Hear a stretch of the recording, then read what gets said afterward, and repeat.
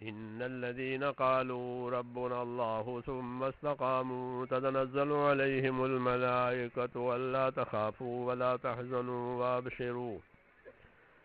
وابشروا بالجنة التي كنتم توعدون نحن أولياؤكم في الحياة الدنيا وفي الآخرة ولكم فيها ما تشتهي أنفسكم ولكم فيها ما تدعون نزلا من غفور رحيم ومن أحسن قولا ممن دعا إلى الله وعمل صالحا وقال إنني من المسلمين صدق اللہ العظیم۔ میرے بزرگوں اور پیارے بھائیوں، حق تعالی شانہ نے آپ حضرات پر بہت خصوصی کرم فرمایا ہے، بہت خصوصی کرم ہے کہ آپ حضرات کو علم کی دولت عطا فرمائی ایمان کے ساتھ۔ اس سے بڑی کوئی نعمت نہیں ہے۔ امام غزالی فرماتے ہیں دو ہی بڑی چیزیں ہیں، ایک ایمان اور ایک علم۔ تو یہ دونوں نعمتوں سے حق تعالی شانہ نے آپ کو سرفراز فرمایا اور اپنے کام کے لیے متوجہ فرما دیا، خیر کا ذریعہ بنایا۔ طوبیٰ لعبد جعلہ اللہ مفتاحا للخیر ومغلاقا للشر، حدیث شریف میں۔ خوش نصیب ہیں وہ لوگ، خوش نصیب ہے وہ بندہ کہ جس کو اللہ خیر کے پھیلنے کا، خیر کا ذریعہ بناوے۔ صبح شام آپ لوگ خیر پھیلاتے ہیں، علم دیتے ہیں، علم لیتے ہیں، ایمان کو پانی ملتا ہے، دین کو پانی ملتا ہے، تو بڑی خیر ہے۔ اس لیے ان لوگوں کے لیے یہ بشارت ہے کہ طوبیٰ لعبد جعلہ اللہ مفتاحا للخیر ومغلاقا للشر، خوش نصیب ہیں کہ خیر کے پھیلنے کا، شر کے مٹنے کا ذریعہ بنایا، روشنی کے پھیلانے کا اور اندھیرے کے مٹانے کا ذریعہ بنایا، رہبری نصیب فرمائی اور رہبری کا رہبر اور راستہ دکھانے کے لیے توفیق عطا فرما دی۔ ان احسانوں کو سوچنا ہے بار بار، ہاں، کیونکہ اس سے بڑی کوئی نعمت نہیں ہے۔ ایمان ہے، علم ہے۔ یرفع اللہ الذین آمنوا منکم والذین اوتوا العلم درجات، کہ اللہ تعالیٰ ایمان والوں کو رفعت دیتے ہیں، پھر ایمان والوں میں سے علم والوں کو رفعت دیتے ہیں، ان کے درجے بلند کرتے ہیں۔ اللہ کے ہاں ان کا اعزاز اور اکرام اتنا ہے، علماء کا کہ حضور نے فرمایا جو ہمارے عالم کی تعظیم نہ کرے وہ ہم میں سے نہیں ہے، اپنے اندر سے نکال دیا۔ کیوں؟ کہ ہمارے عالم کی تعظیم نہیں ہوئی۔ تو علم کی وجہ سے عالم کی تعظیم اتنی بڑھ گئی کہ اگر کوئی نہیں کرتا تو وہ نبی کے گروپ میں نہیں ہے، انہیں نکال دیا باہر، قیامت کی علامتوں میں سے قرار دیا۔ کیوں؟ کہ اللہ کے ہاں علم کی بڑی قدر ہے، ایمان کی بڑی قدر ہے، علم کی بڑی قدر ہے۔ اسی سے اللہ تعالیٰ انہیں بلندی دیتے ہیں، انہیں خیر کا ذریعہ بناتے ہیں۔ امام سیوطی نے حدیث نقل کی ہے، اکرموا علماءکم فإنہم من ورثۃ الانبیاء، اپنے علماء کی تعظیم کرو۔ ہاں، عوام سے بھی کہا گیا اور ان سے آپس میں بھی کہا گیا کہ اکرموا علماءکم فإنہم ورثۃ الانبیاء، کہ اپنے علماء کی عزت کرو، ان کی رہبری حاصل کرنا یہ ان کی عزت ہے، بڑی بات۔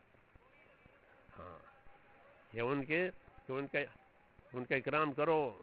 کیوں؟ کہ وہ نبیوں کے وارث ہیں۔ جیسا نبی کی تعظیم توقیر کی جاتی ہے کہ اہل علم کی تعظیم توقیر کی جائے گی، اللہ تعالیٰ ان کی تعظیم توقیر کو بڑھائیں گے قیامت میں۔ حدیث میں ہے کہ علماء کو جنت میں جانے سے پہلے فرمائیں گے رک جاؤ، ابھی رکو، جن جن لوگوں کی سفارش کرنی ہے ان کی سفارش کرو، ان کو سفارش کر کے پھر جاؤ۔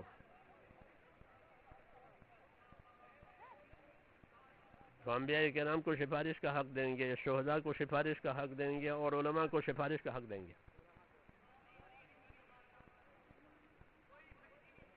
یہ سب اکرام ہے ان کے علم کی وجہ سے کہ انہوں نے اپنے ایمان کے ساتھ اپنے علم کو حاصل کیا ہے، اس لیے اللہ تعالیٰ ان کا اکرام کریں گے۔ فرشتے ان کا اکرام کرتے ہیں۔ ان اللہ وملائکتہ لیصلون علی معلم الناس الخیر، کہ جو خیر سکھاتے ہیں، خیر کی تعلیم دیتے ہیں، اللہ ان پر رحمتیں نازل کرتے ہیں، اور ملائکہ ان کے لیے رحمت کی دعا کرتے ہیں، اور جو سیکھتے ہیں ان کے پاس، ان کے لیے زمین کی اور خشکی کی اور سمندر کی مخلوق استغفار کرتی ہے۔ تو مخلوق ان کے لیے استغفار میں ہے، مخلوق ان کے لیے رحمت کی دعاؤں میں ہے۔ یہ سب اس علم کی برکت ہے، یہ کوئی معمولی چیز نہیں ہے۔ ہاں، کیوں کہ اس علم کی غایت بڑی ہے، اس علم کی غایت بڑی ہے کہ جو علم دیا گیا ہے امت کو، ایک تو وہ آسمان سے آیا ہے، اللہ کی صفت علم کا پرتو ہے، یہ اللہ علیم ہے، تو اللہ نے ان کو علم دیا ہے اپنے نبی کو۔ اور کتنا علم دیا کہ اولین اور آخرین کا علم آپ کو دیا گیا ہے۔ اولین اور آخرین کا علم آپ کو دیا گیا۔ شیخ سعدی صاحب فرماتے ہیں امی و گویا بزبان فصیح از الف آدم و میم مسیح، کہ آدم کے الف سے لے کر کے مسیح ابن مریم کی میم تک۔ مسیح ابن مریم جو ہیں انبیاء بنی اسرائیل کے آخری نبی ہیں، تو آدم علیہ السلام سے لے کر کے مسیح ابن مریم تک کے تمام علوم آپ کو دیے گئے ہیں۔ اس لیے فرمایا انہوں نے کہ امی و گویا بزبان فصیح از الف آدم و میم مسیح وعلمک ما لم تکن تعلم، یہ بتایا وعلمک ما لم تکن تعلم وکان فضل اللہ علیک عظیما، کہ آپ کو ان تمام باتوں کا علم دیا گیا ہے جو آپ نہیں جانتے ہیں، آپ پر اللہ کا فضل بہت بڑا ہے۔ علم کا پہنچنا یہ اللہ کا فضل خصوصی ہے۔ ہاں، کہ علم پہنچ گیا، علم مل گیا، کہ اللہ کا خصوصی فضل حاصل ہو گیا، اس لیے اپنے فضل کے ساتھ اس کو ذکر کیا ہے کہ وَعَلَّمَكَ مَا لَمْ تَكُنْ تَعْلَمْ وَكَانَ فَضْلُ اللَّهِ عَلَيْكَ عَظِيمًا۔ تو یہ بڑی نعمت ہے، کیونکہ اس کی بڑی غایت ہے۔ کہ اس کی کیا غایت ہے؟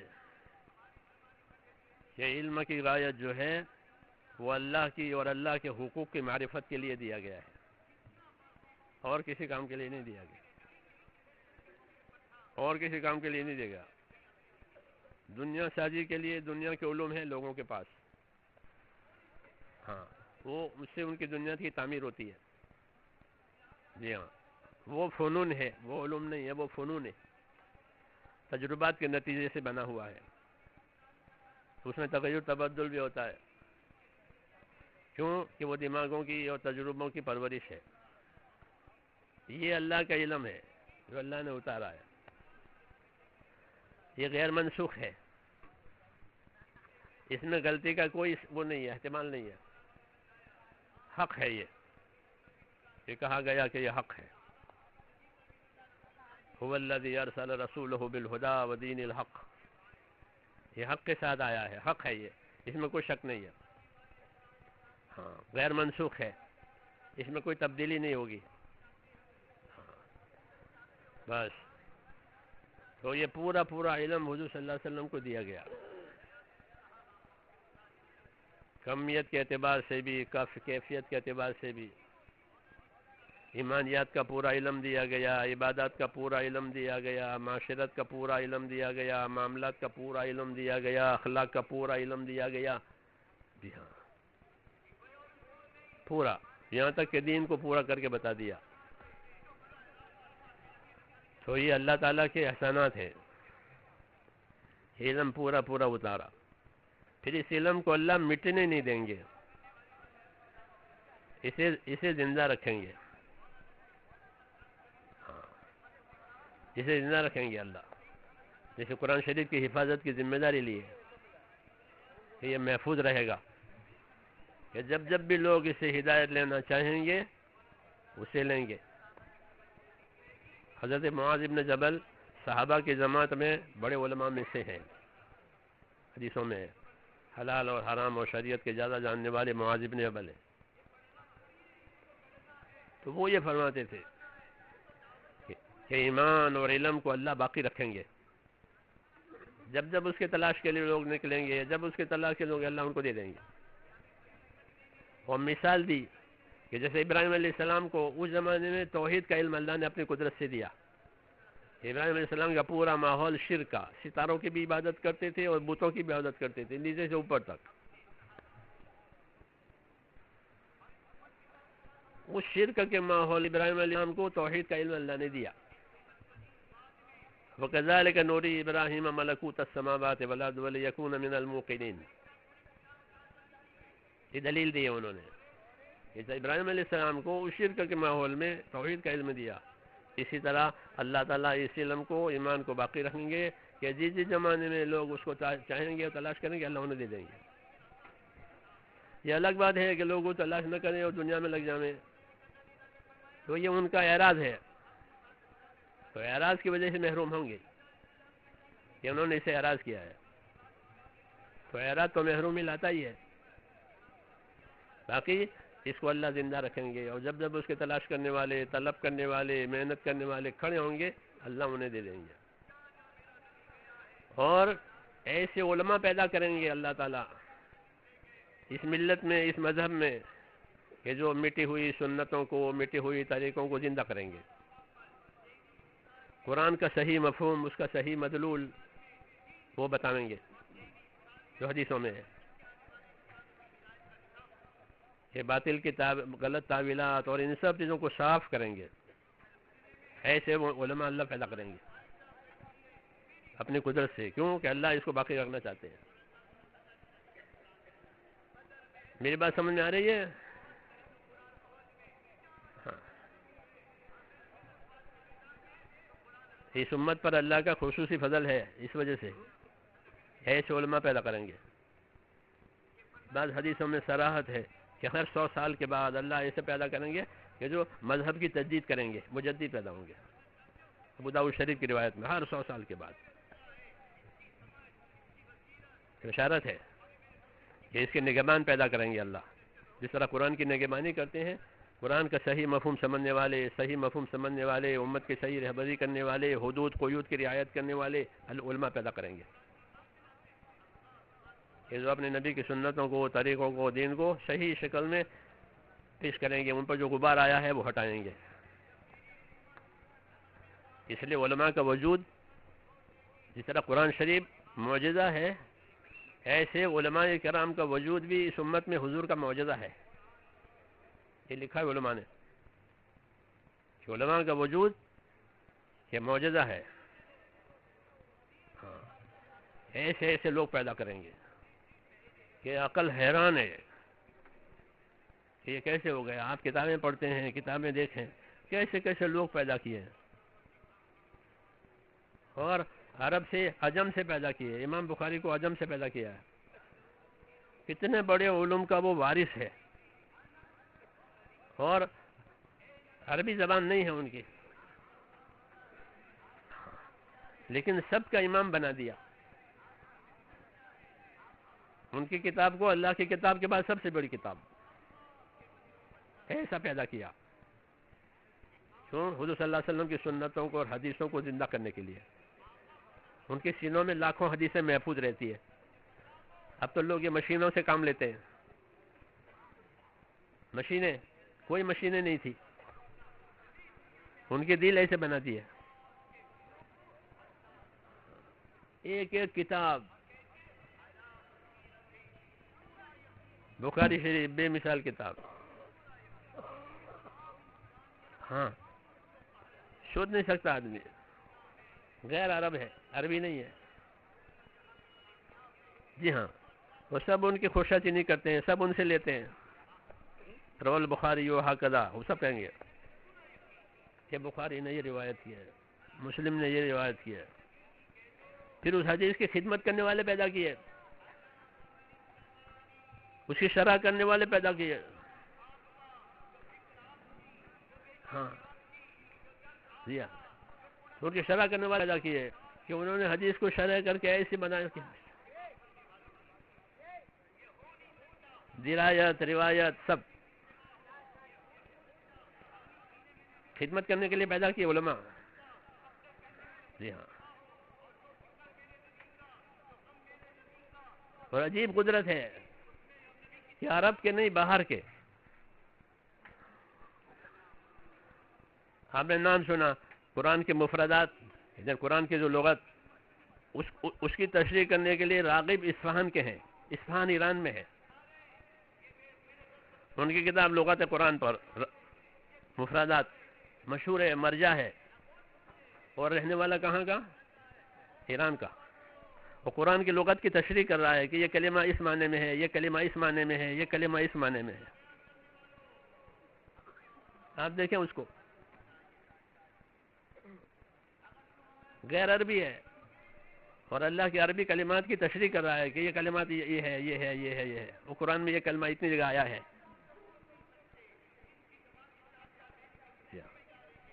خدمت کے لیے پیدا کی ہے.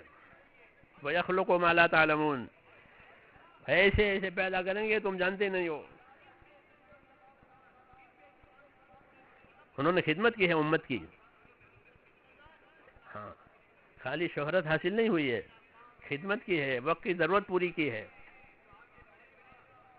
وقت کی ضرورت پوری کی ہے کہ اس وقت امت کو کسی کی ضرورت ہے. ہاں جی ہاں، تو وقت کی ضرورت پوری کی ہے. یہ شیخ محمد طاہر پٹنی گجرات کے، تو حدیث کی لغات کی شرح کر رہے ہیں 5 جلدوں میں، بڑی بڑی زبان گجرات، محدث اکبر کے زمانے میں تھے. دیکھ لیں ان کی کتاب کیسی خدمت کی ہے حدیث کی. حدیث کی لغت کا یہ مطلب ہے، حدیث میں احکام یہ ہیں، یہ سب. تو اس لیے علماء نے فرمایا کہ اس امت میں علماء کا وجود یہ اللہ کا معجزہ ہے، اللہ کی بڑی قدرت ہے، حضور کا معجزہ ہے. ایسے ایسے لوگ پیدا کریں گے اللہ. جی ہاں، چن چن کر کے، اور امت کی خدمت کریں گے، دین کی خدمت کریں گے، برداشت کریں گے، تکلیفیں اٹھائیں گے اور دین کی خدمت کریں گے. معاشرہ بگڑ گیا تو معاشرے کی اصلاح کے لیے شاہ ولی اللہ صاحب کو پیدا کیا. ہندوستان کا معاشرہ دینی علمی ہے، وہ ان کا احسان ہے. جی ہاں، انہی کی روایت ہمارے پاس ہے. حدیث کی ہماری روایت شاہ ولی اللہ صاحب پر جا کے ملتی ہے. جی ہاں، میری بات سمجھ آ رہی نہیں؟ جو چیز اللہ تعالیٰ نے آپ کو دی ہے وہ معمولی نہیں ہے. ہاں، یہ کیونکہ اللہ اس پر بڑی بڑی قدرت ظاہر کر چکا ہے کہ اپنی قدرت سے اللہ نے اپنے دین کی نصرت کی ہے. ان کے ذریعے سے علم کو زندہ کیا، سنتوں کو زندہ کیا، صحیح معاشرہ لائے. پھر جب کوئی بگاڑ آیا تو اسی لائن کا آدمی پیدا کیا. شعیب علیہ السلام کو جب ان کے قوم میں ناپ تول میں اور عقیدے میں بگاڑ آیا تو ان کو ناپ تول کی کمی اور عقیدے کی اصلاح کے ان کو پیدا کیا کہ تاجروں کو ٹھیک کرو کہ ان کی تجارت بگڑ گئی ہے، ان کا عقیدہ بگڑا ہوا ہے. ہاں، موسیٰ علیہ السلام کو فرعون کے لیے پیدا کیا. ہاں، ان کا اقتدار بگڑا ہوا ہے، اس نے اقتدار کو بگاڑا ہے، ان کو ٹھیک کرو. جی ہاں، یہ تو بڑی بڑی حکمتوں کے لیے اللہ نے انبیاء کرام پیدا کیا اس زمانے میں. ہر باطل کے مقابلے میں ایسے جب بھی کوئی بگاڑ امت میں آیا تو اللہ اپنے قدرت سے اس کے مسئلے پیدا کرتے ہیں. کہ دین کو صحیح رخ پر لاویں، کیونکہ اللہ اس دین کو باقی رکھیں گے، اس کتاب کو باقی رکھیں گے، سنتوں کو باقی رکھیں گے، اس لیے ان کی خدمت گزار پیدا کی ہے۔ اس لیے یہ بات کہی جاتی ہے کہ امت میں علماء کا وجود، کہ یہ بھی حضور صلی اللہ علیہ وسلم کا معجزہ ہے۔ جیسا قرآن کریم معجزہ ہے، اس کو صحیح سمجھنے والے، اسے نور لے کر کے لوگوں کو روشنی دینے والے، کتاب اور سنت، کیونکہ یہ علم اسی لیے دیا گیا ہے اور کسی غایت کے لیے نہیں دیا گیا، رہبری کے لیے دیا گیا ہے۔ ہاں، دوسرے دنیا کے علوم وہ دنیا کی ترقی کے لیے ہیں، یہ کہ یہ تو رہبری کے لیے ہے کہ اللہ تک کیسے پہنچنا۔ اس لیے یہ علم جو ہم کو دیا گیا ہے، یہ معرفت، حقوق کی معرفت کے لیے دیا گیا، اللہ کے کیا حقوق ہیں۔ حضرت معاذ ابن جبل سے حضور نے فرمایا، معاذ آپ کو معلوم ہے اللہ کا کیا حق ہے؟ عرض کیا میں کیا جانوں؟ فرمایا اللہ کا حق یہ ہے کہ اسی کی عبادت کرو گے، اس کے ساتھ کسی کو شریک نہیں کرو گے۔ تو علم انبیاء جو ہیں وہ حقوق کی معرفت کے لیے ہے، کیونکہ اللہ نے دنیا کو دارالحقوق قرار دیا ہے۔ یہ دارالحظوظ نہیں ہے، شہوتوں کی جگہ نہیں ہے، خواہشوں کی جگہ نہیں ہے، یہ حقوق کے ادا کرنے کی جگہ اللہ نے دنیا کو بنایا ہے، دارالحقوق۔ اور آخرت کو دارالعجور بنایا ہے، دارالعجور، کہ وہاں پر اجر اور بدلہ دیا جائے گا۔ جو یہاں حق ادا کر کے آئے گا وہ وہاں بدلہ پائے گا، اور جو حق ادا کر کے نہیں آئے گا وہ اپنے حقوق میں گرفتار ہوگا۔ تو یہ ہے ترتیب اللہ کی کہ دنیا دارالحقوق ہے، یہاں تعلقات پیدا ہوتے ہیں، جتنے تعلقات پیدا ہوں گے اتنے حقوق آئیں گے، جتنے تعلقات پیدا ہوں گے اتنے حقوق آئیں گے، یہ ترتیب ہے۔ جی ہاں، بغیر تعلق کے دنیا نہیں ہوتی۔ انسانوں میں اور حیوانوں میں یہی فرق ہے کہ حیوانوں میں آپس میں کوئی تعلق نہیں ہے۔ جی ہاں، اصول فقہ میں جیسے آپ حضرات نے پڑھا ہے بقائے باہم، ہاں، وہ جانوروں میں نہیں ہے، انسانوں میں ہے۔ ان کا ایک دوسرے کا بقا ایک دوسرے کی وجہ سے ہے، ان کا بقا ایک دوسرے کی وجہ سے ہے، اس لیے ان پر حقوق عائد ہوں گے۔ میری بات سمجھ میں آ رہی ہے؟ بال کٹنے والے کو بال کٹوانے کی ضرورت ہے، اور بال کاٹنے والے کو پیسے کی ضرورت ہے۔ کپڑے والے کو کپڑے سلانے کی ضرورت ہے، اور درزی کو پیسے کی ضرورت ہے۔ یہ بقائے باہم، اس کو کہتے ہیں بقائے باہم۔ بھئی کپڑا ہے، سلانا ہے، یہاں درزی کے پاس جاؤ تو وہ کپڑا سی کے دے دے گا۔ آپ کو اس کی ضرورت ہے، اس کو آپ کی ضرورت ہے، یہ بقائے باہم۔ اس لیے اس کے حقوق قائم کیے، اس کے احکام قائم کیے، ہاں، تاکہ کوئی کسی پر زیادتی نہ کرے، حق ادا کرے، حق لے حق دے۔ یہ سمجھ میں آئی نا بات؟ یہی اس علم کی غایت ہے۔ اس لیے جتنے تعلقات اتنے حقوق۔ اگر ان تعلقات میں حقوق کی رعایت نہیں ہوگی تو پھر زیادتیاں ہوگی، ظلم ہوں گے، بنیاں ہوگی، خیانتیں ہوں گی۔ جی ہاں، تو حقوق برباد ہوں گے۔ جب حقوق برباد ہوں گے تو ان میں آپس میں نزاع ہوگا، آپس میں ان میں فساد ہوگا اپنے حقوق کی وجہ سے۔ جی ہاں، تو ان فساد کو مٹانے کے لیے اللہ تعالیٰ نے علم کی روشنی دی ہے کہ ان کا ٹکراؤ نہ ہو۔ جب روشنی میں ٹکراؤ نہیں ہوتا، اندھیرا ہوتا ہے تو ٹکراتے ہیں۔ روشنی دی ہے تاکہ روشنی میں چلتے رہیں، تو وہ روشنی اسی کی ہے، حقوق کی ادائیگی کی۔ جیسے تعلقات پیدا ہوتے ہیں، پیدا ہوتے ہی حقوق قائم ہو جائیں گے۔ اسی کے لیے نبی آتے ہیں، اسی کے لیے نبی آتے ہیں، ہاں، کہ ہر آدمی کو اپنی ضرورت یاد ہے، اپنا فائدہ یاد ہے، اور اس میں حق کیا ہے نا حق کیا ہے یہ خبر نہیں ہے. ہاں تو اس کو مٹانے کے لیے کہ زیادتی نہیں ہوگی، کوتاہی نہیں ہوگی، صحیح راستہ ہوگا. یہ تو یہ اس علم کی خاصیت ہے کہ یہ علم عدل و انصاف کی تلقین کرے گا. کس کی؟ عدل و انصاف. یہ عدل ہے، انصاف ہے، یہ احسان ہے. انصاف بھی کرو، احسان بھی کرو، تاکہ زمانے کا فساد برپا نہ ہو اور احسان کی وجہ سے ان کے تعلقات صحیح ہو جائیں. یہ اللہ کا حکم ہے، ان اللہ یامر بالعدل والاحسان. یہ اللہ حکم دیتے ہیں انصاف کرنے کا، اللہ حکم دیتے ہیں احسان کرنے کا، وَإِيتَاءِ ذِي الْقُرْبَىٰ رشتہ داروں کو دینے کا. تو یہ دلیل ہے اس بات کی کہ دنیا دار الحقوق ہے، اور حقوق کی ادائیگی کے لیے اللہ تعالیٰ اپنے رسولوں کو بھیجتے ہیں تاکہ وہ اللہ کا حق بتاوے. سب سے پہلے اللہ کا حق، اللہ کو اللہ ماننا جیسے وہ اپنی شان صفات کے ساتھ ہے، اور اس کے تمام احکام کو تسلیم کرنا جیسے اس کے احکام ہے.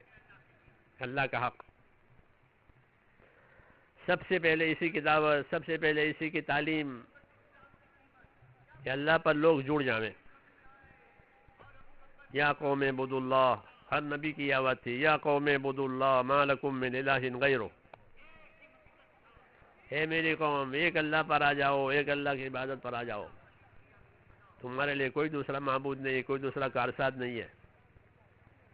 سب کو رسول بھی سب کے لیے، اللہ کہ اللہ سب کے لیے، ایک معبود برحق، حیات اور موت کا مالک، اور حیات اور موت کے درمیان میں جتنے مسائل ہیں اس کا مالک بھی اللہ اور کوئی نہیں. ایسے سب کے لیے ایک رسول. آخر میں آیا قل یا ایھا الناس انی رسول اللہ الیکم جمیعا لہ ملک السماوات والارض. ایک ہی راستہ سب کے لیے. حضور صلی اللہ علیہ وسلم کے ذریعے سے اس راستے کو کشادہ کیا گیا، تنگی ختم کر دی. وما جعل علیکم فی الدین من حرج. اس کی تکمیل کے لیے یہ سارے علوم آئے ہیں قرآن اور حدیث کے. اللہ جس کے ساتھ بھلائی کا ارادہ کریں گے اس کو اپنے دین کی سمجھ دیں گے. حدیث شریف میں من یرید اللہ بہ خیرا یفقہہ فی الدین، کہ اللہ جس کے ساتھ خیر کا ارادہ کرے گا اسے اپنے دین کی سمجھ دے گا. تو دین کی سمجھ مل جانا اتنا بڑا پروگرام اللہ تعالیٰ کا دین کے بارے میں. تو اس کی سمجھ کسی کو مل جاوے وہ سعید ہے، وہ خوش نصیب ہے. باقی یہ سمجھنا پڑے گا کہ ہم کو یہ نعمت کیوں ملی ہے.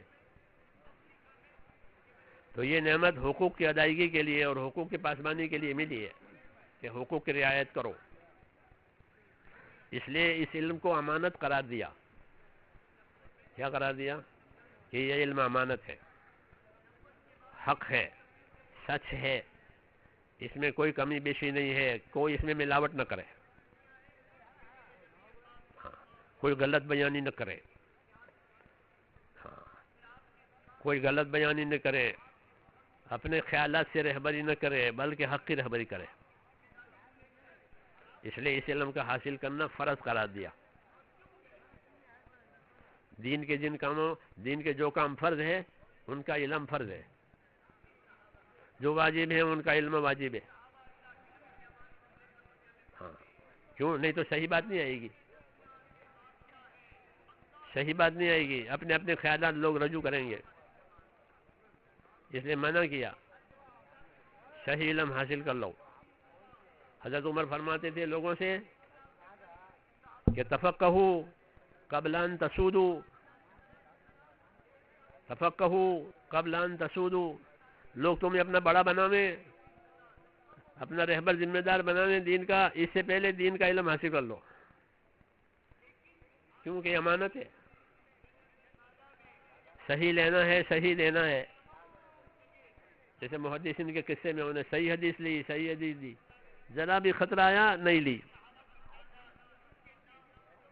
ذرا بھی بات یہ نہیں لیں گے. اس سے حدیث نہیں لینی ہے، یہ آدمی ثقہ نہیں ہے، یہ معتبر نہیں ہے. اس کے قصے ہیں کتابوں میں.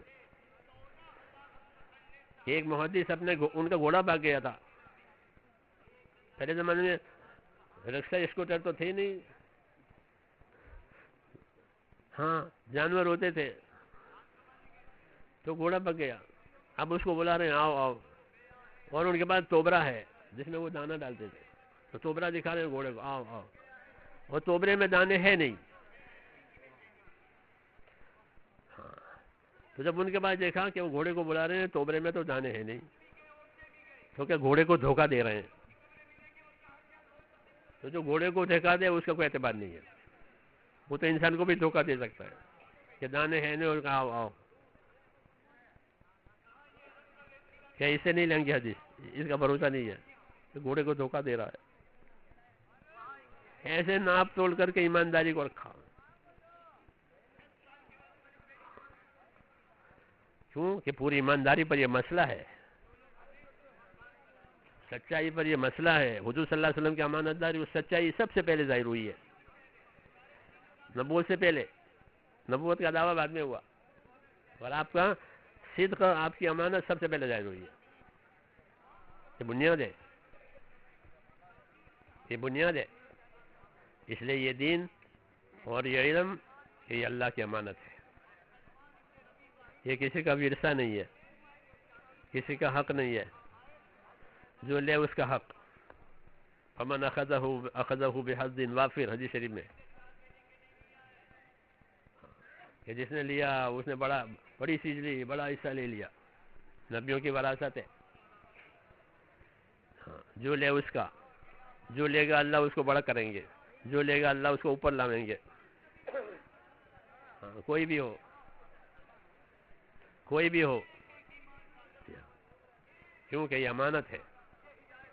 تو اس میں سچائی ہے، اس میں امانت داری ہے، اس لیے اس کو امانت داری سے لیا جائے گا، امانت داری سے دیا بھی جائے گا، حقدار کو دیا جائے گا. ہاں حقدار کو دیا جائے گا. جو پوچھنے کے لیے آوے، جو سیکھنے کے لیے آوے، کہ ان کا حق پہلا. کیوں کہ یہ پوچھنے آیا ہے، سیکھنے آیا ہے. حضور صلی اللہ علیہ وسلم نے وفات سے پہلے صحابہ سے فرمایا کہ میرے بعد تمہارے پاس لوگ آئیں گے، دین پھیلا ہے تو لوگ آئیں گے دین سیکھنے کے لیے، تو میں ان کے بارے میں تم سے وصیت کرتا ہوں کہ ان کے ساتھ بھلائی کرنا، انہیں دین سکھانا، انہیں دین کا علم دینا، ان کے ساتھ سلوک کرنا. تو عبداللہ بن عباس آنے والوں کو، چونکہ عبداللہ بن عباس صحابہ کے زمان میں بڑے عالم ہیں، بحر العلوم، حبر الامت ان کے لقب ہیں. لوگ آتے تھے ان کے زمانے میں دین سیکھنے کے لیے، تو اپنے کمرے میں اپنے گھر میں بٹھا کر کے ان کو اس کا درس دے دیتے کہ حدیث والے ہیں یہاں آنے دو، پھر ان کو حدیث کا درس دیتے تھے. یہ تفسیر کے لیے آئے ہیں کہ آنے دو، پھر ان کو تفسیر کر دیتے تھے. یہ تاریخ کے لیے آئے ہیں تو ان کو تاریخ کا علم دیتے تھے. یہ میراث کے لیے آئے ہیں، میراث کے مسائل معلوم کرنے والے ہیں تو ان کو میراث کے مسائل بتاتے تھے. ہاں ہر جماعت کو، ہر قافلے کو، جو قافلہ جس کے لیے آیا اس کا علم دیا. جب وہ فارغ ہو گیا تو دوسرے دروازے سے باہر جانے کے لیے کہ آپ اس دروازے سے باہر دوسری جماعت کو بلاؤ، آپ یہاں سے باہر نکلے. باہر نکلتے تھے تو ان کے دوسرے بھائی کھڑے رہتے تھے، عبداللہ بن عباس کے، فضل بن عباس، یہ بھائی ہیں، یہ بھائی کے پاس سے آئے ہیں، ہو گیا آپ کا درس کہ ہاں، کہ کھانا کھا کے جائیں گے، آپ کھانا کھا لیجئے، کھانا کھا کے جانا. ایک بھائی درس دے رہا ہے، ایک بھائی خدمت کر رہا ہے. کیوں کہ حضور کی وصیت تھی کہ ان کے ساتھ سلوک کرنا، یہ دین سیکھنے کے لیے آئیں گے اور کوئی ان کی غرض نہیں ہے. تو جس غرض کے لیے آئے ہیں وہ بھی، اور جو ان کی حاجت راحت ہے وہ بھی، کیوں کہ وصیت تھی. تو خدمتیں کی ہیں لوگوں نے دین کے سیکھنے والوں کے لیے، ہاں کہ ان کی خدمت کرو، یہ دین سیکھنے کے لیے آئے ہیں. طالب علم کا مقام ہے اللہ کے ہاں. جی ہاں، وہ مقام اجاگر کیا. یہ اس وجہ سے کہ امانت ہے. تو یہ ساری بات چیت جو ہے میرے دوستوں اس بات کی دلیل بنتی ہے کہ علم کی اللہ کے ہاں اہمیت ہے. کیوں اہمیت ہے؟ کہ اس سے اللہ کے حقوق کی معرفت حاصل ہوگی. ہاں کہ اللہ بڑے ہیں، اللہ کی بڑائی، علم کی وجہ سے اللہ کی بڑائی دل میں آتی ہے، اور اللہ کی بڑائی دل میں آنے کی وجہ سے، اس علم کی وجہ سے اللہ کا خوف پیدا ہوتا ہے. اس لیے اللہ سے ڈرنے والے علماء ہوتے ہیں. انما یخشی اللہ من عباد العلماء، کہ ان کے دلوں میں اللہ کی عظمت، اللہ کی بڑائی یہ ان کے دلوں میں ہوتی ہے. وہ اللہ کے شان صفات سے واقف ہوتے ہیں، اس لیے وہ اللہ سے زیادہ زیادہ ڈرتے ہیں. سب سے زیادہ ڈرنے والے یہی لوگ ہیں. حضور صلی اللہ علیہ وسلم فرماتے ہیں تمام علماء، تمام انبیاء کے سردار حضرت محمد صلی اللہ علیہ وسلم فرماتے ہیں انی لاخشاکم واتقاکم للہ، میں تم میں سب سے زیادہ اللہ سے ڈرنے والا ہوں. یہ اثر ہے اس علم کا کہ جتنا اللہ کو پہچانا اتنا زیادہ ڈر آیا. تو آپ سے زیادہ پہچاننے والا کوئی بھی نہیں ہے، آپ سے زیادہ علم کسی کے پاس نہیں ہے، تو آپ سے زیادہ ڈرنے والا بھی کوئی نہیں ہے. یہ اس علم کا اثر ہے کہ یہ ڈرائے گا علم والوں کو. سب زیادہ ڈرنے والے یہی لوگ ہوتے ہیں، پھونک پھونک کر کے قدم رکھتے ہیں. یہ کب ہے؟ جب کہ علم کے اپنے آپ کو علم کا تابع کیا جائے. یہ پہلی ذمہ داری ہے کہ ہر علم والا اپنے آپ کو اپنے علم کا تابع کرے، کہ علم اس کو ٹھیک کرے. دنیا میں ہوتے ہیں ہر قانون کا جاننے والا اپنے آپ کو اس قانون کے تابع کرتا ہے. گاڑی چلانے کے جو اصول قانون ہے تو وہ ڈرائیور اپنے آپ اس کو تابع بناتا ہے، اس کے حساب سے گاڑی چلاتا ہے، نہیں تو گاڑی ٹوٹ جاوے، وہ خراب ہو جاوے. یہ گاڑی چلانے کے اصول ہیں. ہاں پولیس کے اصول ہیں، وہ اپنے آپ کو اصول کے تابع ہو کر کے کام کرتا ہے.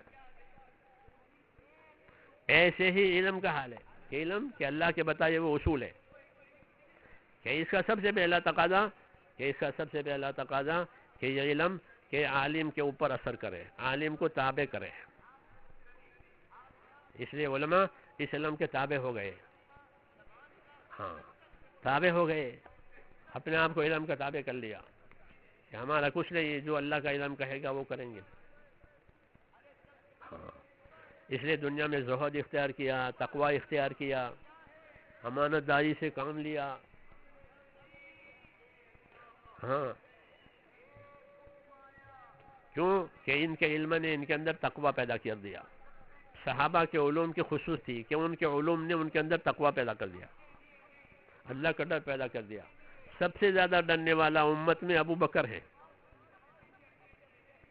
وَسَيُجَنَّبُهَا الْأَتْقَى، یہ اتقى ابو بکر ہے، سب سے زیادہ اللہ سے ڈرنے والا.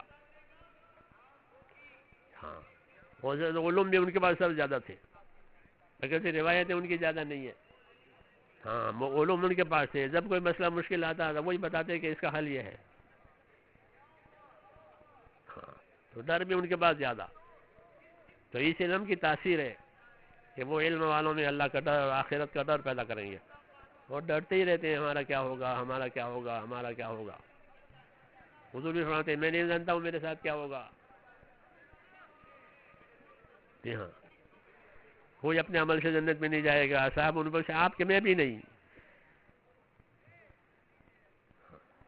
تو ڈر ہے اپنے بارے میں، کیونکہ اس علم کا یہی اثر ہے کہ جتنا اپنے آپ کو تابع بنایا جائے گا اس علم کا اتنا یہ ڈراوے گا. امانت داری بڑھ جائے گی، ڈر بڑھ جائے گا.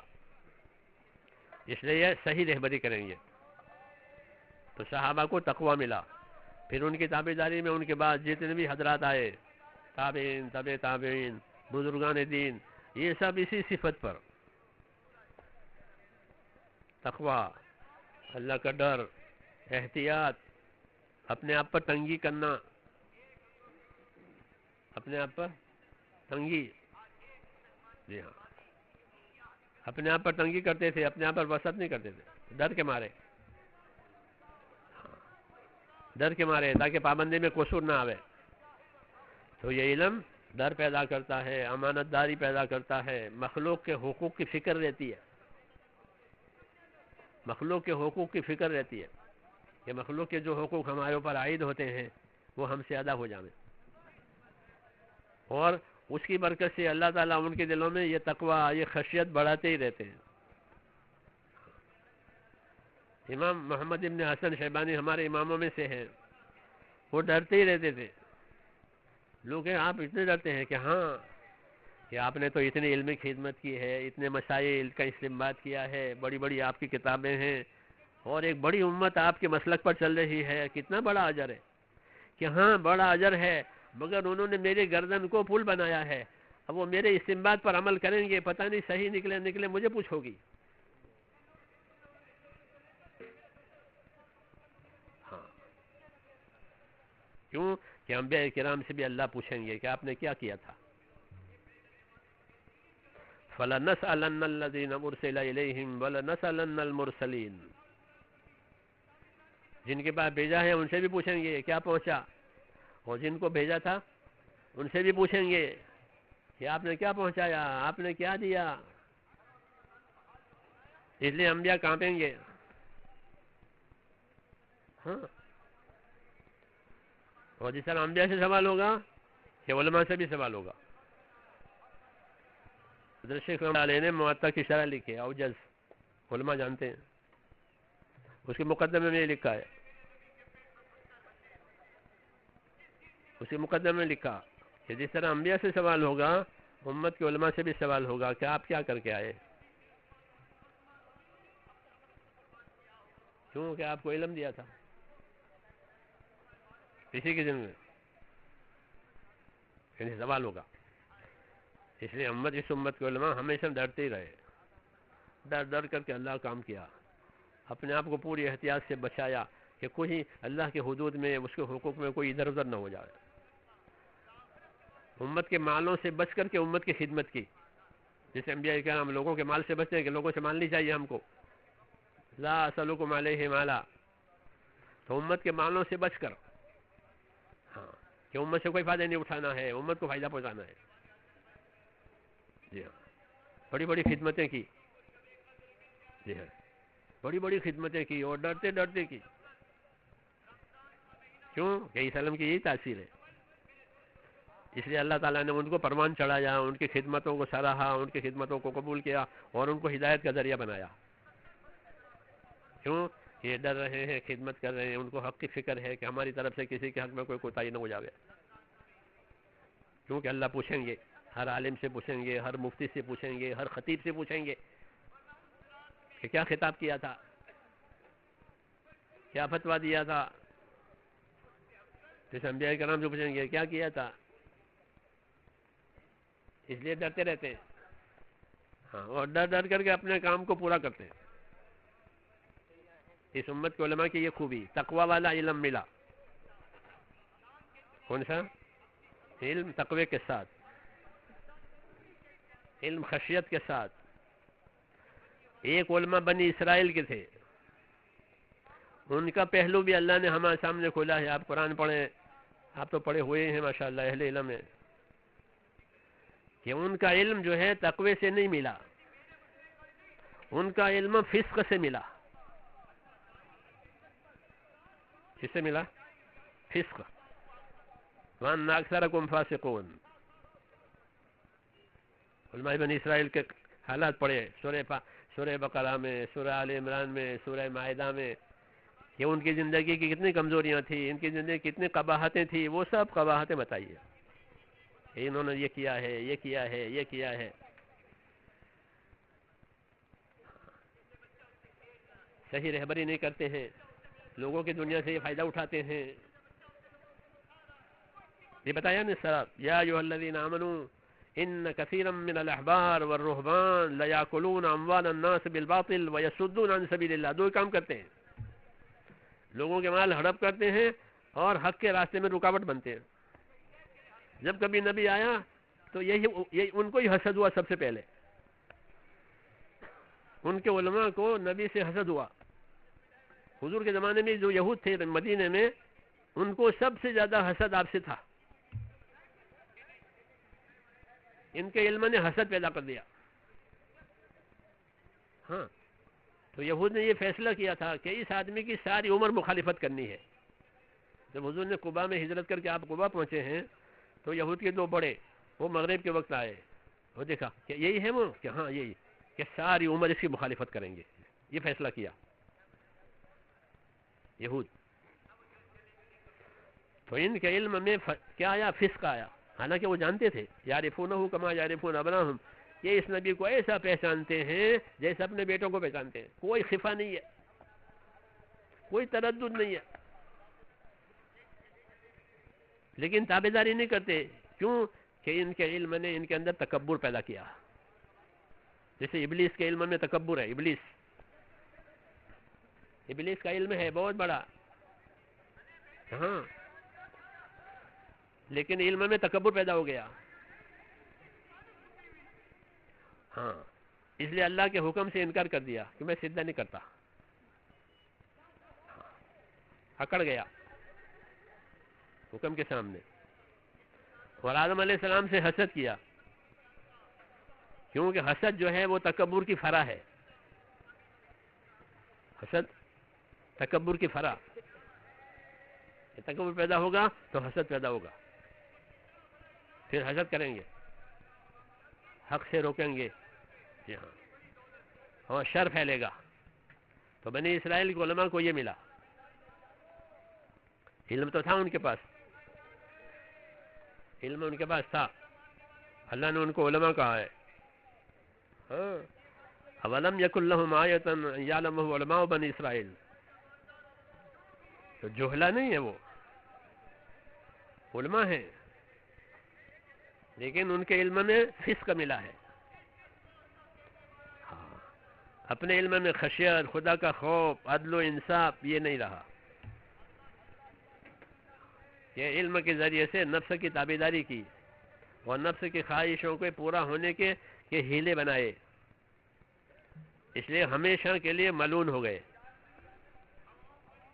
کیا ہو گئے؟ ملعون ہو گئے. لعن الذین کفروا من بنی اسرائیل، یہ ملعون ہوئے ہیں. علم بھی آیا، لعنت بھی آئی. جی ہاں، علم دیا تھا اللہ نے، انبیاء کرام بھیجے، کتابیں بھیجی، اور کتابوں کا علم بھی لیا اور حق روشن ہو گیا. لیکن اپنی نفسانیت کی وجہ سے اپنے آپ کو علم کا تابع نہیں کیا ہے. اپنے ہوس کا تابع بنایا، اپنی خواہشوں کا تابع بنایا، اور اللہ کا حق بھی ادا نہیں کیا اور مخلوق کا حق بھی نہیں کیا. دنیا دار بن گئے، اور دنیا بنانے کے لیے اپنے علم سے تدبیریں کرتے تھے، ہیلے کرتے تھے. جی ہاں، اور اپنی بڑائی جتاتے تھے. اور جب کوئی نبی آتا تھا تو اس سے حسد، نبی کے تابع داروں سے حسد. خیر خواہی ان کے اندر نہیں ہے کہ اس نبی کی خیر خواہی کریں، کام کی خیر خواہی کریں، کام سے ہمدردی کریں، دین سے امت لوگوں سے ہمدردی کریں. کہ ہمدردی نہیں ہے، حسد ہے. ہاں، تو جب علم کا استعمال صحیح نہیں ہوگا تو دوسری صفتیں پیدا ہوگی کہ دنیا کی لالچ بڑھ جائے گا، پھر حسد بڑھ جائے گا، اپنی بڑائی بڑھ جائے گی، اور یہ حق کے راستے میں زبردست رکاوٹ بنیں گے. اس لیے زبردست عذاب کے حقدار بنیں گے. اشد الناس عذابا عالم لم ينتفع بعلمه. حدیث میں اشد الناس عذابا عالم لم ينتفع بعلمه. سب زیادہ خطرناک اور زیادہ عذاب اس عالم کا ہے کہ جو اپنے علم سے اس نے فائدہ نہیں اٹھایا، وہ غلط فائدے اٹھائے. تو اللہ نے بنی اسرائیل کے علماء کا حال بھی ہمارے سامنے رکھا کہ جو حقوق کی معرفت کے لیے آیا تھا انہوں نے اپنے نفس پروری میں اس کو لگایا. اپنی بڑائی، اپنی برتری، پھر دنیا سے لوگوں کی دنیا سے فائدہ اٹھانا، اور حق کے ساتھ حسد کرنا، حق کے راستے میں رکاوٹ بننا. صد عن سبیل اللہ، ٹھیک ہے، صد عن سبیل اللہ، اللہ کے راستے میں رکاوٹ. صد یصد، لازم متعدی دونوں استعمال ہوتا ہے مصدر. خود بھی روکتے ہیں، دوسروں کو بھی روکتے ہیں. یہ کرتے تھے، اس لیے ملعون ہو گئے. تو ان کی باتیں اللہ تعالیٰ نے اس امت کے سامنے بطور عبرت کے رکھی ہیں تاکہ ان کو احتیاط ہو کہ یہ راستہ نہ کھلے اپنے اوپر، بلکہ اپنے آپ کو اپنا علم کا تابع بنانا. ہاں، ایک ایک سنت کہ وہ ہمارے عمل میں آئے گی، ایک ایک سنت کہ اس کی ہم تبلیغ کریں گے. کیوں کہ وہ عمل کرنے کے لیے اور پہنچانے کے لیے ہے، دو ہی ہے، اور کیا کرنا ہے؟ کہ عمل کرو اور دوسروں کو سکھاؤ کہ پھر کہ وہ لعنت سے بچے ہوئے ہیں. الدنیا ملعون وملعون ما فيها الا ذکر اللہ وما والا وعالما ومتعلما. کہ اللہ کا ذکر یعنی اللہ کے اطاعت، اور اللہ کے اطاعت کی رہبری کے لیے اللہ کا علم، کہ یہ ہے کہ پھر یہ لعنت سے بچے ہوئے، یہ رحمت میں ہے، نہیں تو لعنت میں ہے. تو بنی اسرائیل کے علماء لعنت میں گئے ہیں. یہ بہت بڑا پہلو اللہ تعالیٰ نے ہمارے سامنے کھولا ہے کہ علم کا کیا تقاضا ہے. علم کا کیا تقاضا ہے؟ علم کا تقاضا یہی ہے کہ اپنے آپ کو علم کا تابع کیا جائے، اور دوسرا تقاضا کہ اس علم کے لیے لوگوں کو تیار کیا جائے، لوگوں کے لیے راستہ بنایا جائے. ایسی محنت ہو جائے کہ لوگ اس راستے پر چلیں. جیسے حکومتیں پل بناتی ہے، سڑکیں بناتی ہے، پہاڑ چھیدتی ہے، پہاڑ چھیدتے ہیں سڑک بنانے کے لیے، پہاڑ چھیدیں گے، اور پانی ہے تو پل قائم کریں گے تاکہ لوگ جائیں آئیں. ایسے علماء کی خدمت کہ محنت کر کے ایسا راستہ بناویں کہ لوگ آسانی سے اس پر چل سکیں، غریب امیر تاجر ہر ایک اس راستے پر چلے. پہلا طبقہ علماء کا صحابہ کرام کا ہے. ان کا علم بہت گہرا تھا، صحابہ کرام کا علم بہت گہرا. جیسے ابن مسعود فرماتے ہیں کہ اعمقهم علما، کہ حضرات اپنے علم میں بہت گہرے تھے. صحابہ محمد صلی اللہ علیہ وسلم ان کے پاس علوم تھے، اور وہ اپنے علوم کے تابع ہو گئے، اس لیے ان کی زندگی میں ان کا علم نور بن کے چمکا ہے. کیا بن کے چمکا؟ نور. اصحابی کا نجوم، یہ فرمایا کہ میرے صحابہ ایسے ہوں گے جیسے ستارے. تو ہر ستارہ روشنی لیے ہوئے ہیں، اور زمین والوں کو اس روشنی سے فائدہ ہو رہا ہے. سمندروں میں اور جنگلوں میں لوگ ستاروں سے روشنی لیتے، رہبری لیتے ہیں، بر اور بحر میں ستارے کی روشنی. جیسے حضور صلی اللہ علیہ وسلم کو چراغ کہا کہ سراج منیر ہے، آپ کی ہستی سراج منیر. چراغ ہر طرف روشنی پھیلاتا ہے. چراغ کی پیٹھ نہیں ہوتی، پیٹھ ہوتی ہے؟ چراغ کی پیٹھ ہوتی ہے؟ اور چراغ کا منہ ہوتا ہے؟ نہیں ہوتا. تو کیا کرے؟ ہر طرف روشنی پھیلا، سب کی طرف متوجہ ہے. چراغ سب کی طرف متوجہ ہے، موم بتی جلاؤ سب کی طرف متوجہ ہے، روشنی پھیلے گی اور کچھ نہیں پھیلے گا. حضور صلی اللہ علیہ وسلم شان بتائی کہ سوائے روشنی پھیلنے کے کوئی موضوع نہیں ہے آپ کی زندگی کا، کہ حق کی روشنی پھیلیں گے، لوگ حق سے فائدہ اٹھائیں.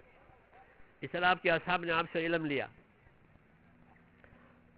لیا اور خوب لیا، وہ تو آپ کے سامنے ہے. تو ابن مسعود فرماتے تھے کہ اصحاب محمد صلی اللہ علیہ وسلم اپنے علم میں گہرے ہیں. اعمقهم علما، اس لیے ان کے راستے پر آؤ، ان کے اخلاق سے اخلاق میں لاؤ، ان کے عادات سے عادات میں لاؤ. پھر قسم کھا کر کہا کہ میں خدا کی قسم کھا کے کہتا ہوں کہ یہ بالکل صراط مستقیم پر ہے. پھر صحابہ سے تابعین نے لیا، پھر تبھی تابعین، اس طرح یہ علم چلتا آیا ہوا ہے، اور امت کو رہبری ملتی چلی گئی. پھر باطل نے آ کر یہ کیا کہ امت کا اور علماء کا رشتہ توڑوایا. ہاں، ایک محنت ہوئی ہے دنیا میں کہ عوام الگ اور اہل علم کو الگ کیا، عوام کو بدزن بنایا، کہ تم ان کے پیچھے چلو گے تو تمہیں دنیا کی ترقی نہیں ہوگی.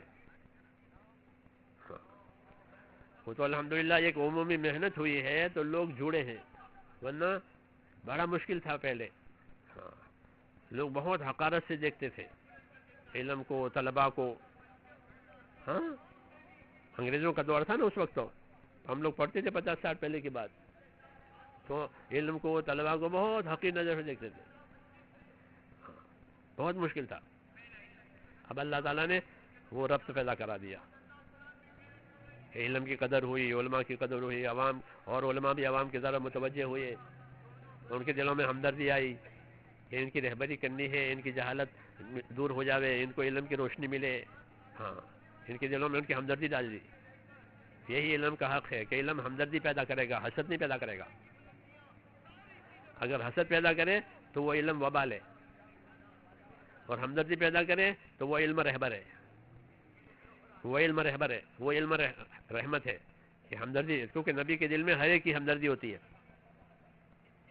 نبی کے دل میں ہر ایک کی ہمدردی، اپنے دشمن کی بھی ہمدردی. یہ دشمن ہے کہ ہوگا، نبی دشمن ہے اس کا، نبی اس کا دشمن نہیں ہے، وہ نبی کا دشمن ہے. اس لیے حضور صلی اللہ علیہ وسلم کے دشمن تھے قریش، وہ بھی حضور صلی اللہ علیہ وسلم سے نا امید نہیں ہوتے تھے.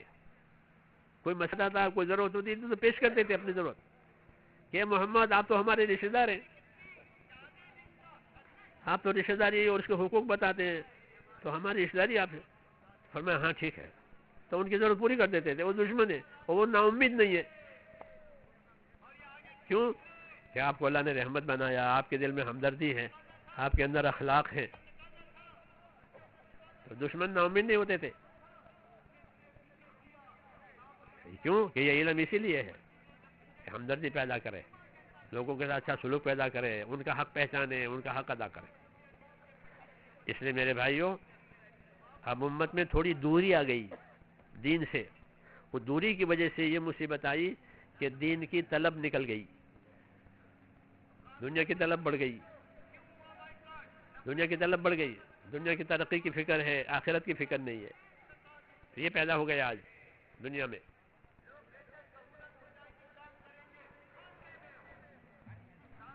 حالانکہ اس علم کا تقاضا یہ ہے کہ لوگوں سے ہمدردی کر کے ان کے لیے راستہ بنایا جائے. وہ جہالت سے پیش آئیں گے اور نبی اخلاق سے پیش آتے تھے. ایسا لوگ جہالت سے پیش آئیں گے اور اہل علم اخلاق سے پیش آئیں گے تاکہ ان کا ربط ہو جائے. تو دنیا میں بے طلبی آئی ہے لوگ اس مسلمانوں میں. ہاں، اس لیے پھر سے ان کے اندر دین کی طلب پیدا کرنے کی ضرورت ہے. یہ تبلیغ کی جو محنت ہے اس کی بڑی غرض و غایت یہی ہے کہ بے طلب لوگوں میں دین کی طلب پیدا کراؤ تاکہ وہ دین پوچھیں، دین سیکھیں، دین لیں. کیونکہ طلب کے بغیر دو گے تو قدر نہیں ہوگی. جیسے ایک آدمی پیٹ بھرا ہوا ہے، اس کو کھانا دو تو وہ اس کو بوجھ ہوگا، وہ کسی کو دے دے گا کہ میں نے تو کھا لیا، تو میرے لیے بوجھ ہے، اس کو کیوں اٹھائے پھروں گا. تو بے طلبی سے اگر اسے کوئی چیز دو تو قدر نہیں ہوگی، اور طلب کے بعد دو تو ایسے بھوکے کو کھانا کھلایا، پیاسے کو پانی پلایا، ننگے کو کپڑا پہنایا. طلب پیدا کرانا. تو نبی طلب بھی پیدا کراتے تھے، اور جب طلب پیدا کراتے تھے اور طلب کے بعد کوئی آتا تھا تو طلب کے مطابق اس کو علم بھی دیتے تھے. طالب علم کہ وہ علم کی طلب کے لیے آیا ہے تو آتے تھے لوگ کہ علمنی یا رسول اللہ مما علمک اللہ. یا رسول اللہ، جو آپ کو اللہ نے سکھایا مجھے بھی سکھاؤ. تو آپ اسے سکھانے کے لیے بیٹھ جاتے تھے. کیوں؟ یہ طالب ہے، طلب لے کر آیا ہے. تو محنت سے لوگوں میں طلب پیدا کرانی ہے تاکہ دین کی ناقدری نہ ہو. اگر بغیر طلب کے دے دیا تو وہ ناقدری کریں گے، پڑھ کے ڈال دیں گے. جیسے بہت چیزیں چھپتی ہیں نا، وہ پڑھ کے ڈال دیتے ہیں. کوئی سرکاری کاغذ ہوتا ہے تو نہیں ڈالیں گے. ہاں، کہ اس کو رکھو، اس کی نقل بناؤ، وہ ویسے پھینک دیں گے. کیوں؟ یہ وہ بغیر طلب کے دیا گیا. اس لیے نبی نے لوگوں میں طلب پیدا کرائی. طلب پیدا کرانے کا نام دعوت ہے. کیا ہے؟ کہ دعوت دو، یعنی امت میں دین کی طلب پیدا کراؤ. جیسے کسی کو بھوک نہیں لگتی تو ڈاکٹر اس کو وہ دوا دے گا جیسے اس کو بھوک لگے. نیند نہیں آتی تو وہ دوا دی جائے گی کہ اس کے دماغ کی خشکی دور ہو جاوے، اس کو نیند آوے. تو نیند آنا ضروری ہے، بھوک لگنا ضروری ہے. ہاں، بھوک کی وجہ سے کھانا بنتا ہے، نہیں تو بوجھ بنتا ہے. نیند کی وجہ سے بدن کو راحت ملتی ہے، پھر بدن کام کرے گا. وَجَعَلْنَا نَوْمَكُمْ سُبَاتًا، کہ ہم نے تمہاری نیند کو تمہارے بدن کی راحت کے لیے پیدا کیا ہے، کیونکہ بدن سے کام لینا ہے. نیند بھی ضروری، نیند نہیں آتی تو بیماری ہے، بھوک نہیں لگتی تو بیماری ہے. ایسے دین کی طلب نہیں ہے کہ بیماری ہے.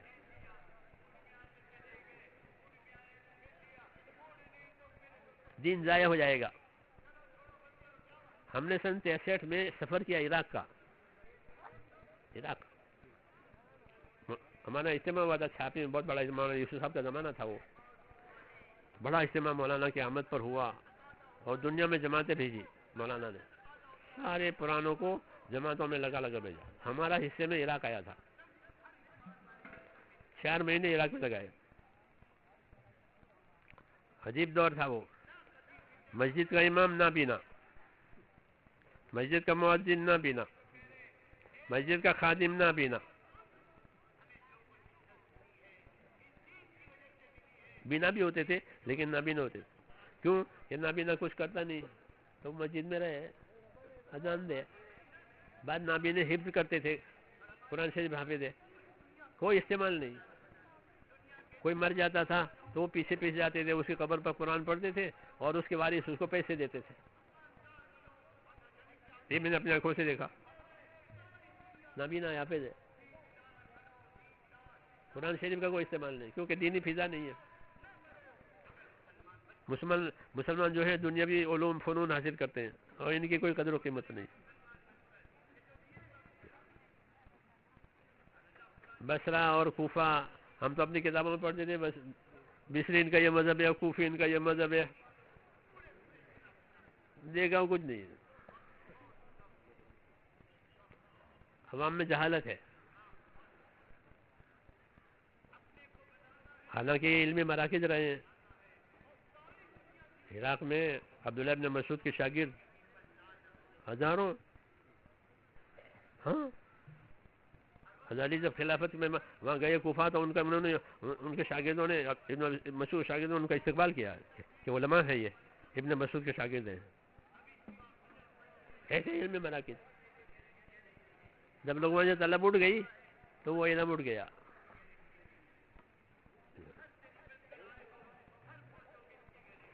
ایک رکعت تراویح میں ایک آیت پڑھتے، ایک ہی آیت تراویح پڑھتے، ایک آیت. وہ تراویح جلدی ختم ہو جاتی ہے.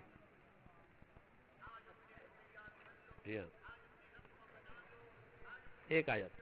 الرحمن اللہ اکبر، علم القرآن اللہ اکبر. ہنسنے کی بات نہیں ہے. حالانکہ علم میں کوفہ اور بصرہ بے طلبی. جیسے جاؤ نماز پڑھ لو. ہاں اسی بے طلبی کی وجہ سے علم ضائع ہو گیا، اہل علم اٹھ گئے، علماء مر گئے. بعض والوں نے علم لیا نہیں تو جہالت، زندگی جہالت کے شکار ہو گئی. ایسا یہ اسلامی ملک ہے. ہم لوگ پیدل چلتے تھے. ایک جگہ ہمارا قیام ہوا، مسجد تھی نہیں، ایک آدمی نے اپنے گھر میں ہم کو ٹھہرایا. زور کی نماز تک ہماری تعلیم والی ہوئی. پھر میں نے ان سے کہا میں اب زور کی نماز پڑھنے کے یہاں پڑھو. میں نے کہا آپ بھی پڑھو ہمارے ساتھ زور کی نماز. اس نے عربی میں، صاف عربی میں کہا واللہ انا لا اعرف الصلاۃ. بالکل صاف عربی میں یہ کہا. اچھا آدمی تھا، گھر میں ٹھہرایا سب کچھ. بے خبری، نماز تک نہیں ہے. یہ ہو گیا ہے آج امت میں بے طلبی. اور بے طلبی کی وجہ سے اپنے دین کی ان کو خبر نہیں ہے، آخرت کی خبر نہیں ہے. اس لیے اب علم والوں پر، دین والوں پر یہ تقاضا پیدا ہو گیا کہ وہ ان سے تعلق پیدا کریں. جیسے اللہ نبی کو جہالت میں بیچتے تھے. نبی کہاں بھیجا جاتا تھا؟ جہالت کے ماحول میں، کفر کے ماحول میں. حضور صلی اللہ علیہ وسلم جاہلیت میں آئے ہیں، اور کتنی پکی جاہلیت. 600 برس تک ان کے پاس کوئی ڈرانے والا نہیں آیا عیسیٰ علیہ السلام کے اٹھانے کے بعد. لتنذر قوما ما انذر آباؤهم فهم غافلون. یہ کہا اللہ نے کہ آپ ان لوگوں کو ڈرائیں گے، اللہ کی طرف لائیں گے کہ ان کے باپوں کو بھی کسی نے اللہ کی بات نہیں پہنچائی ہے، غافل ہیں، پکی جہالت. طواف بھی خانہ کعبہ کا ننگا کرتے تھے، مرد بھی اور عورت بھی، عبادت ہے طواف، اس کا یہ حال بن گیا. یہ جہالت کے آثار ہے. وہ جہالت میں حضور صلی اللہ علیہ وسلم نے کام کیا ہے کہ لوگوں میں دین کی طلب پیدا فرمائی، ان کو بشارتیں سنائی، ان کو عذاب دکھائے کہ دیکھو یہ کرو گے تو یہ ہوگا، نہیں کرو گے تو یہ ہوگا. پھر ان کو اخلاق دکھائے، جہالت کے جواب میں اخلاق. فَأَعْرِضْ عَنِ الْجَاهِلِينَ، جہالت کے جواب میں اخلاق، کہ جہالت کے جواب میں علم. کون سا علم؟ کہ ترغیب کا، ترغیب دی انہوں نے. اللہ نبیوں کو مبشرین اور منذرین بنا کر بھیجتے تھے، جنہوں نے بشارتیں سناوے، اپنے انجام سے ڈراوے تاکہ ان میں تعلق پیدا ہو. تو بے طلبوں میں کام کرنا اس کو دعوت کہتے ہیں. طلب والوں نے دینا اس کو تعلیم کہتے ہیں. دونوں ضروری ہے اور دونوں نبوت کے شعبے ہیں. نبی دائی بھی ہوتا ہے، نبی معلم بھی ہوتا ہے، نبی مصلح بھی ہوتا ہے. ان کے اعمال اخلاق کو ٹھیک کرتا ہے تاکہ ان کی معاشرت صحیح ہو جاوے، ان کا رہن سہن صحیح ہو جاوے، حقوق کی ادائیگی ہو جاوے، انصاف احسان ان کی زندگیوں میں آوے. نبوت کا کہ یہی ذمہ داری کہ امت کے اہل علم پر ہے کہ طلب والا آوے تو اسے علم دو، پڑھانا، درس دینا، تحقیق سے پڑھانا. کسے پڑھانا؟ تحقیق سے، تخمین سے نہیں، تحقیق سے پڑھانا. ہمارے علماء کرام جو درج تحقیق سے دیتے ہیں. کیوں کہ علم تو تحقیق کا نام ہے، ورنہ تو اٹکل گمان ہے. تو علم کی تحقیق کرتے تھے، علم، اور پھر وہ دیتے طلبا کو. اس لیے علم زندہ رہا ہے، کیوں کہ تحقیق کے ساتھ دیا، محنت کے ساتھ پڑھایا. خود محنت پڑھا بھی ہے، محنت سے پڑھا بھی رہے کہ صحیح چیز یہ ہے. تو طلب کے لیے آوے انہیں صحیح چیز دینا، اور جن میں طلب نہ ہو کہ ان سے تعلق پیدا کرنا، ان سے تعلق پیدا کر کے ان میں طلب پیدا کر کے ان کی رہبری کرنا تاکہ وہ بھی دین کی طلب کرنے والوں میں آ جاوے. اس کو دعوت کہتے ہیں. بے طلبوں میں طلب پیدا کرا کے ان کو اللہ کی طرف لانا. یہ کام کٹھن ہے، یہ کام یہ کٹھن ہے. نبیوں پر بہت بھاری پڑتا تھا. کیوں کہ لوگ جہالت سے پیش آتے تھے، مخالفت کرتے تھے، ستاتے تھے، کیونکہ نبی کو پہچانتے نہیں ہیں. جب پہچان شروع ہو گئی بس پھر وہ آپ کا اکرام کرتے تھے، آپ کے وضو کا پانی گرنے نہیں دیتے تھے، نہیں تو دھول اڑاتے تھے، شور کرتے تھے، بات سننے نہیں دیتے تھے. اب طلب آ گئی تو اب خاموش، جو حکم ہے اس کے لیے تیار ہے. تو علماء کرام کی اللہ نے یہی ذمہ داری ڈالی کہ طلب والا آوے کہ اسے تحقیق سے دو علم، تحقیق سے فتوا دو، تحقیق سے حکم بتاؤ تاکہ اس کا عمل صحیح ہو جاوے اور آپ کے لیے صدقہ جاریہ ہو جاوے. اور طلب نہیں ہے تو کہ ان سے اخلاق سے پیش آؤ، ترغیب سے پیش آؤ، ان میں طلب پیدا کراؤ.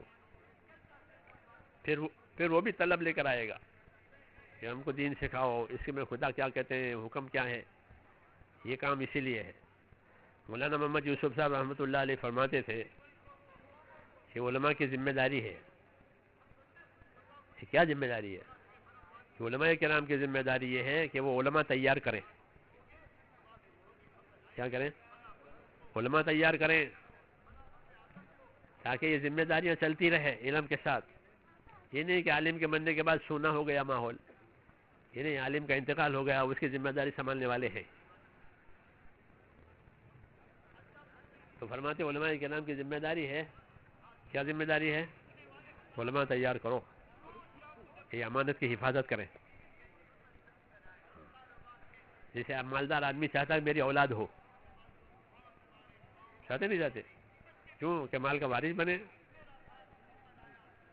اور اولاد نہیں ہوتی ہے تو اس کو بڑی حسرت ہوتی ہے. ہاں دونوں کو, میاں بیوی کو, کہ اللہ نے مال دیا ہے, دولت دی ہے, اولاد نہیں ہے, تو ہمارے مرنے کے بعد ہمارا گھر بند ہو جائے گا یا کوئی دوسرے رہیں گے.